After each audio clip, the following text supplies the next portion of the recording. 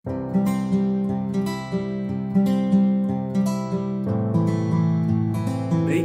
Assalamualaikum warahmatullahi wabarakatuh. Selamat pagi, selamat siang, selamat sore, dan selamat malam buat teman-teman semuanya. Sebelumnya kenalin dulu, nama aku Lutfi Nur Paujan dari KKN Tim 2 Universitas Diponegoro. Nah, pada kesempatan kali ini aku bakal coba eksperimen dengan temanya massa jenis dan juga kalor. Tapi sebelum kita langsung masuk ke eksperimennya, teman-teman tahu gak sih apa itu massa jenis? Nah, iya. Jadi massa jenis itu adalah perbandingan antara suatu massa dengan volume. Contoh sederhananya adalah peristiwa kapal yang mengapung di lautan. Nah, mengapa kapal bisa mengapung di lautan? Adalah karena massa jenis kapal yang lebih kecil dari massa jenis air laut gitu. Untuk lebih pahamnya lagi, kita bakal langsung masuk ke eksperimennya. Nah, untuk eksperimennya sendiri, aku bakal coba eksperimen air pelangi. Untuk bahan-bahannya, di sini pertama ada air madu, madu yang udah dikasih pewarna makanan berwarna merah. Kemudian juga ada sabun cuci piring. Kemudian yang terakhir ada air putih yang sudah dikasih pewarna berwarna biru. Oke, langsung saja. Pertama, untuk air madu ini kita bakal campur dengan sunlight atau sabun cuci piring. Untuk mencampurnya harus secara perlahan, dimana harus menempel ke dinding gelas. Jadi harus sangat pelan-pelan sekali supaya tidak tercampur gitu.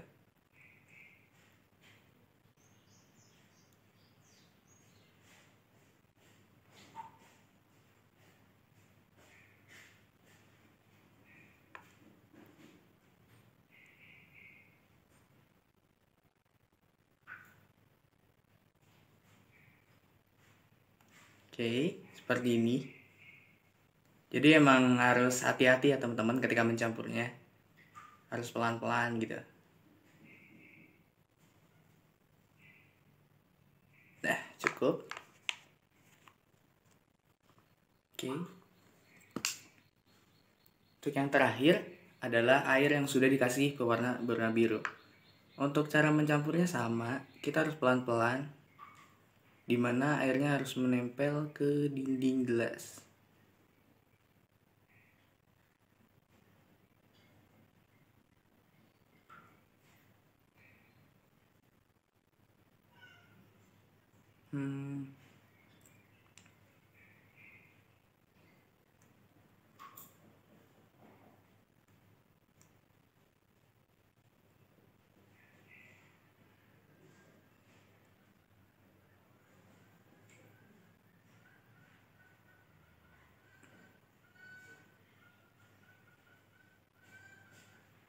Jadi untuk praktikum kali ini tuh emang benar-benar butuh ketelitian dan juga kesabaran sih teman-teman, supaya emang bisa berhasil seperti ini. Nah, jadi kenapa bisa terbentuk air pelangi seperti ini?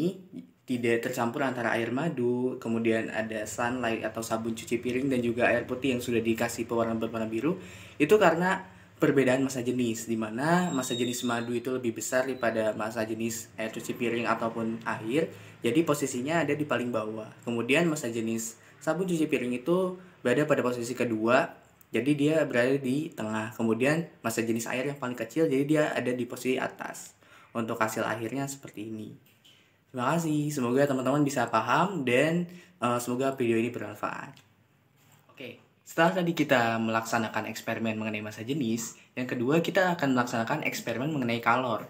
Kalor sendiri didefinisikan sebagai energi panas. Jadi, perpindahan kalor dapat kita definisikan sebagai perpindahan dari energi panas atau perambatan energi panas dari suatu benda yang bersuhu tinggi ke benda yang bersuhu rendah. Untuk eksperimennya sendiri, untuk bahan-bahannya, pertama ada botol plastik yang tidak diisi air atau kosong. Kemudian ada botol plastik yang diisi dengan air. Dan terakhir ada korek api atau bensin gini. Nah, ketika kita membakar botol plastik yang kosong atau tidak ada airnya, maka otomatis ketika dibakar dia akan meleleh. Seperti yang teman-teman lihat, dia akan meleleh.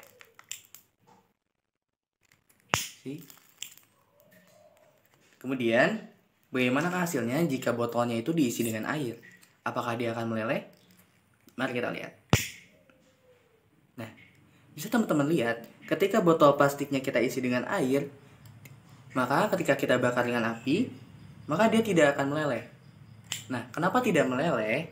Karena di sana ada perpindahan kalor. Jadi kalornya itu bakal diserap oleh air. Nah, peristiwa penyerapan kalor oleh air ini dapat kita kenal juga dengan konveksi, yaitu perpindahan kalor di mana selain perpindahan energi panas juga disertai dengan perpindahan dari suatu zatnya gitu.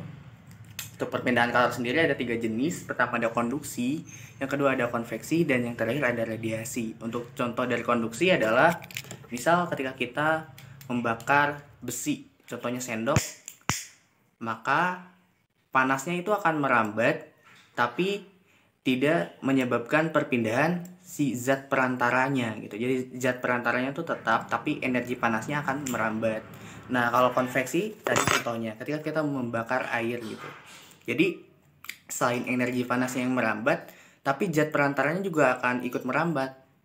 Jadi si airnya itu nantinya akan mendidih gitu. Kemudian yang ketiga itu radiasi. Kalau radiasi contohnya adalah panas matahari yang sampai ke kita gitu, ke bumi. Padahal tidak ada perantara sama sekali, seperti itu. Nah, semoga teman-teman paham ya atas semua eksperimen yang telah kita lakukan tadi. Untuk kurang lebihnya mohon maaf. Wassalamualaikum warahmatullahi wabarakatuh. Sampai jumpa kembali.